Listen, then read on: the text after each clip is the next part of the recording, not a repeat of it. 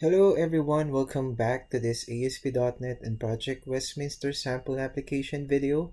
In the previous video, we have focused on the two buttons common for different environments. Of course, we all know that if we access the web application from a browser, it is considered as non-hosted. So we're only limited to two buttons.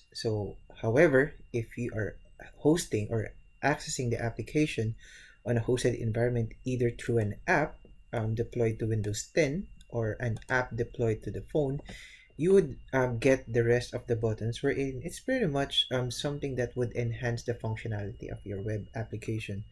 So for this one, we have three views that we have. So we have the phone emulator, we have the browser emulator, and then we also have the app.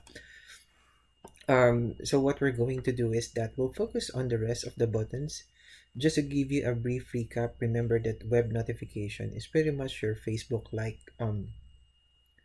notification, and application toast shows a toast if you're on a hosted application, and just some sort of update here in the status box for non-hosted applications.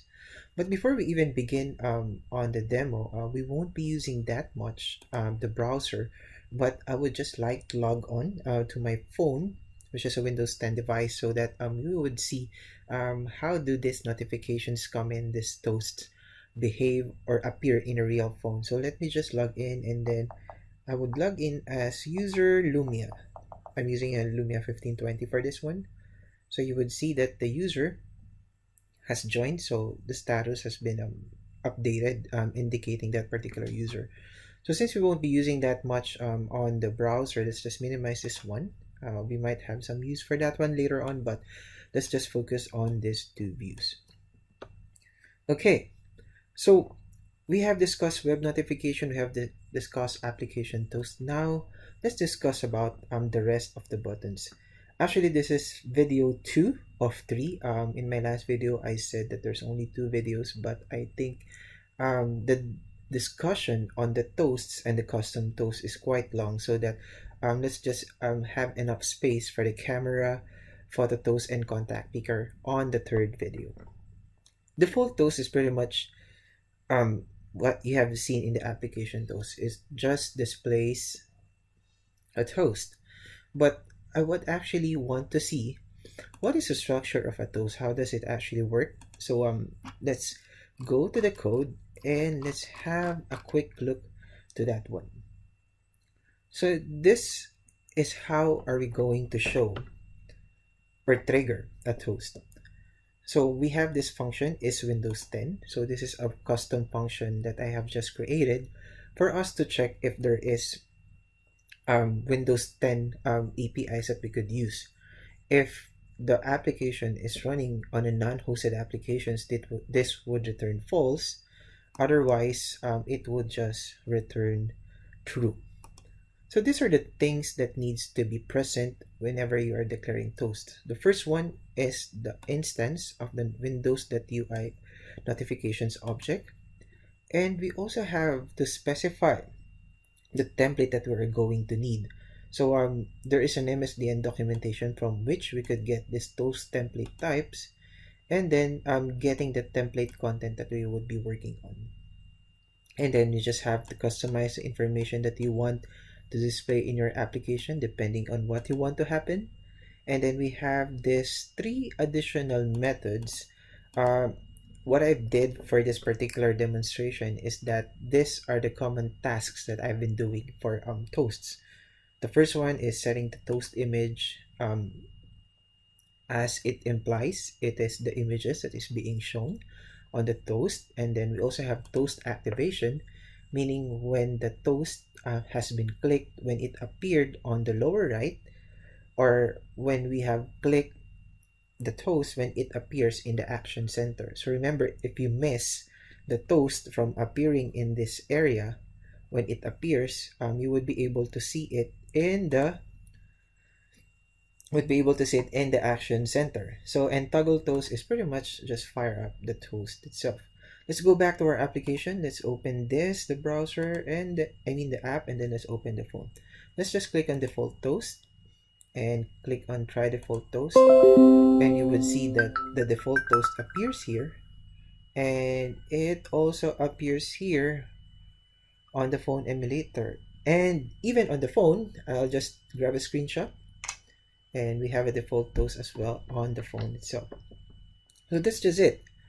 Let's just click on this activation. So user phone has clicked the default toast, and then from here, just click on this.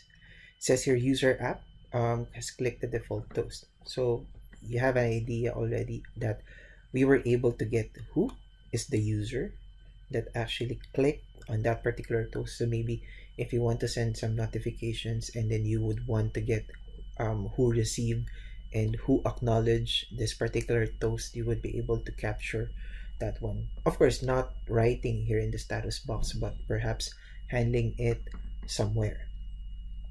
Okay, so now that we have discussed on the default toast, so you see already the structure that we have. So again, notifications object, the template that we're going to use, the customizations that you want to do, setting the toast image, the activation, and toggling the toast. It would be important to make some notes for the toast image. Let's just click on this. Let's go to toast image, and notice here that there are two conditions that I have placed.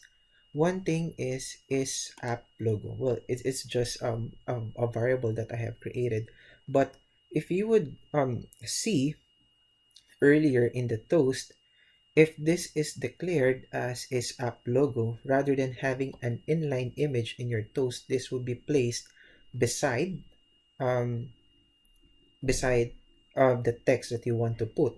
And then setting it as circle is that you have the option of making a crop circle on your image, or not, depending on setting this particular one.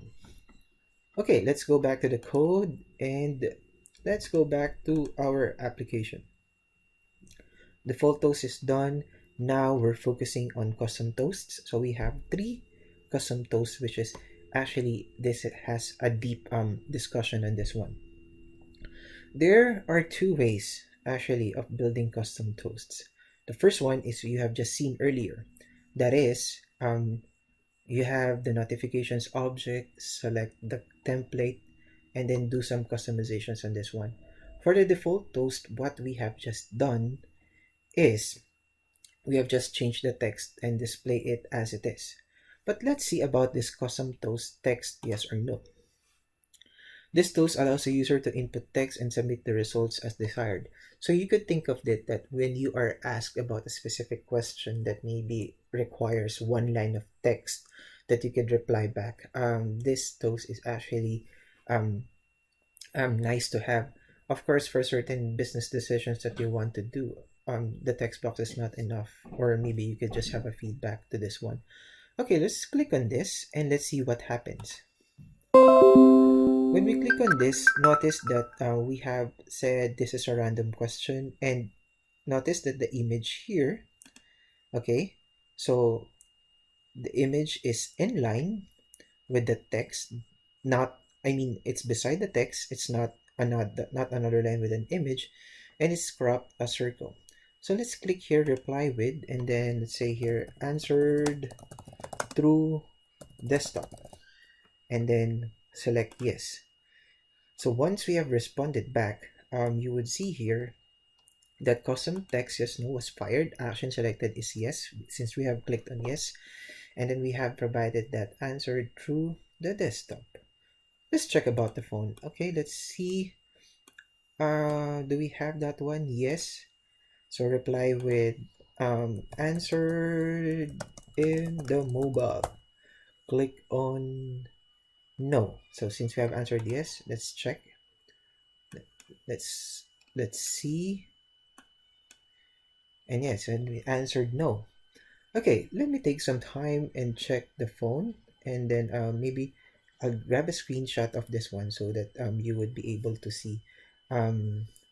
Answered through Lumia. Okay, so let me just grab a screenshot here, and let's select yes, and let's grab another screenshot, and then that's it. So remember that we have appended the results from the toast from the options that we have selected and then the text input that we have provided. So in a normal day-to-day business application, you are not just going to display it on the screen. Perhaps you can pass these values through a web API, maybe to respond to a service, or maybe do some business actions depending on these options. So it's pretty much, it depends on how you would like to respond to these answers. Let's go back to the code and let's see how it is being done. So let's open custom toast text test now. So remember that we have the notifications object, the template that we're going to use, and then the customization. So pretty much, so we have set the toast image and then we have specified the actions. So, and here are the options just to make that particular toast. This code is indicated in the blog, so you can check for the link in GitHub. And let's move on to the next toast. The second way to create custom toasts is we have building a string that is formatted as if it is a toast schema, and from there we will load it as an XML document. So let's just check first how does this work. So let's check custom toast dropdown. So this toast displays standard hard-coded selection values, and then activation of this toast will append the action and the value on the selected item. So let's try selection toast. So we have here think of this. You have received a notification that, hey, an object came into your mailbox or for your action. So are you going to review, approve, or reject this one? Let's click approve and then let's click on send reply. Okay, so let's note here that the request is 2014-56168. So let's click approve, send reply, and then so this is the result of that particular action. I guess the value is what is being returned back, not the exact text. Of course, in object or business processing, we are much more concerned about the value that is being passed rather than the text per se. When responding to actions, well, that is getting the equivalent of that particular action. In the phone, let's see here. So it's the same, 2014-56168, and then just click on approve.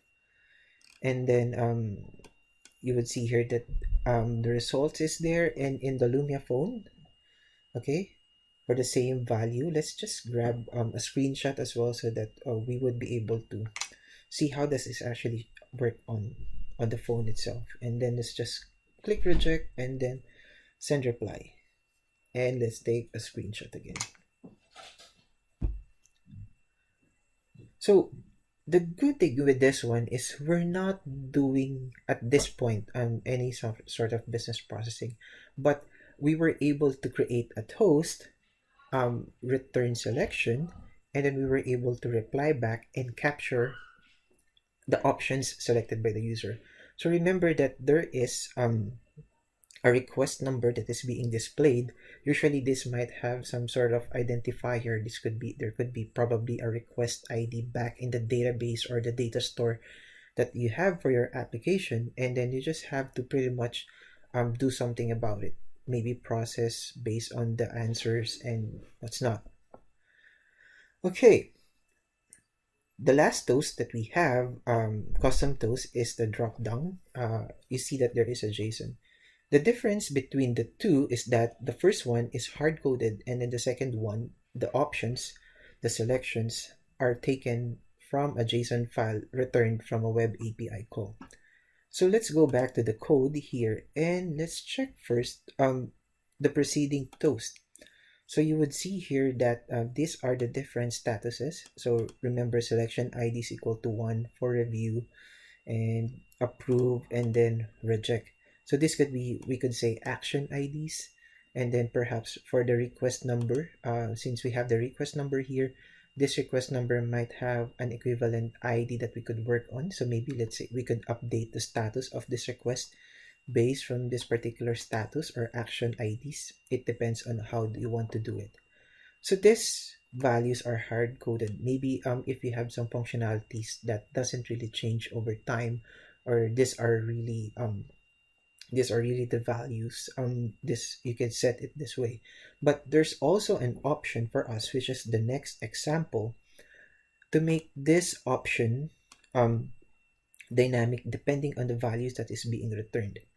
Okay, so for this one, for the selection JSON, let's go back to the code where it calls JSON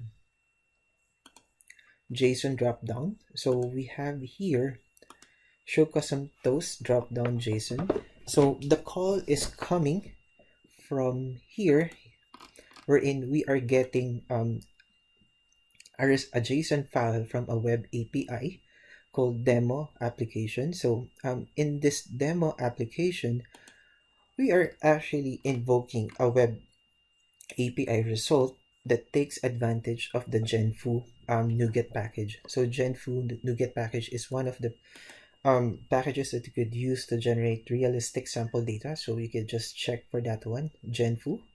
And then it returns a list of 5 people. Pretty much the ID is just hard-coded 1, 2, 3, 4, 5, and that's just it. So what happens is that once the values are generated, so element ID is pretty much the ID of the user that we're getting, the last name and then the first name, we pass it similar to a structure of a selection, similar to this one. And from here, we build the list of users from this one. So let's see how does this one work. It is important to note that each environment is calling the web API differently. So the users that you would be seeing from this view, from the from the app view, and from the phone view, and from the Lumia view would be very different. Like they would have separate list of users. But in your application, most likely, since what I did was just a random generation of users, you would have, let's say, perhaps a fixed or expected list of users from which you could just present it to the users and toast it.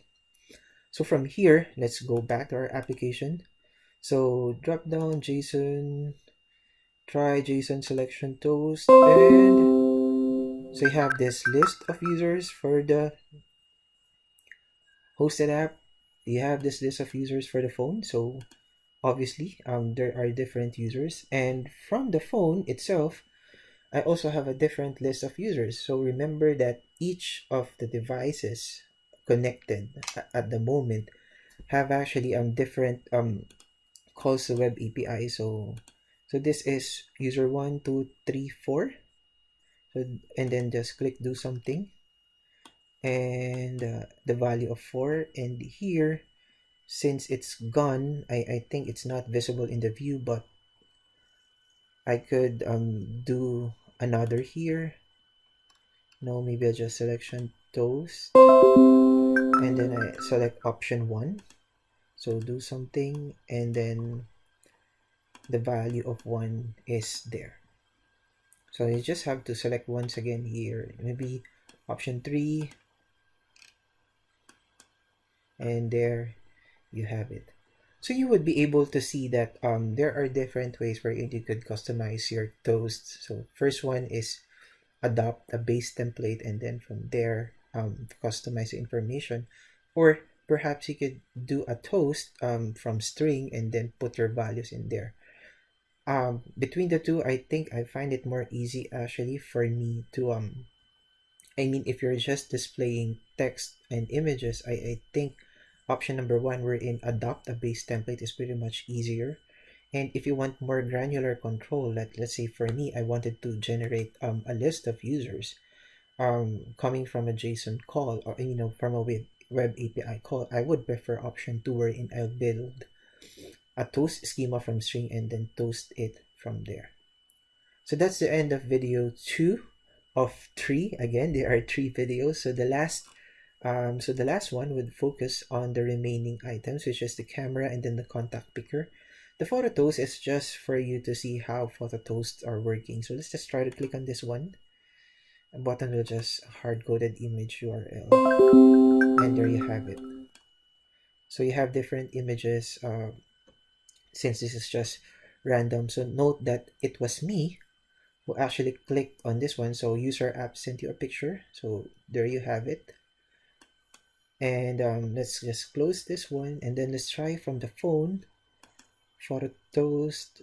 So this is, so notice that user phone sent a picture, and there you have it.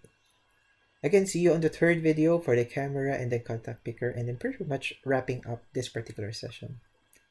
Thanks for listening and watching.